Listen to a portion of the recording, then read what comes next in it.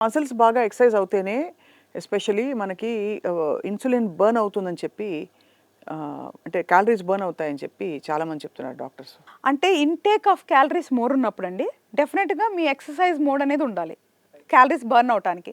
But you are taking balanced diet, when you are taking correct calories మీరంత exercise చేయాల్సిన అవసరం లేదు. Walking is good enough. ఎందుకంటే physical activity అనేది శరీరానికి ఉండాలి కాబట్టి, లేజీనెస్ ఉండకూడదు కాబట్టి. And coming to the muscle, ఎప్పుడైతే మనిషికి మజిల్ అనేది ఉంటుందో ఎనర్జీ లెవెల్స్ ఎక్కువ ఉంటాయి. రైట్. కానీ దానికోసమని మనీ విగరస్‌గా చేయకూడదు ఏది కూడా. ఏదైనా న్యాచురల్‌గా ఈవెన్ మజిల్స్ ఫుడ్‌తో కూడా ఫామ్ అవుతాయండి. అవును. ఎప్పుడైతే Correct. మనం లీన్ ప్రోటీన్ తీసుకుంటామో మనకి ఫుడ్‌తో కూడా మజిల్స్ వస్తాయి. సో కాబట్టి ఫస్ట్ ఫుడ్ కరెక్ట్ చేసుకుంటే తర్వాత ఎక్సర్సైజ్ అని మీ ఇష్టం. యోగా చేసుకోండి. సేఫ్ అండ్ సెక్యూర్డ్, ఎప్పుడు ప్రాబ్లం ఉండదు. దానివల్ల చాలా రకాల లాభాలు ఉంటాయి. ఇప్పుడు థ్రెడ్‌మిల్ మీద పరిగెత్తే దానికంటే మీరు నార్మల్‌గా నడిచే దానివల్ల కూడా మీకు లాభాలు ఉంటాయి. అది.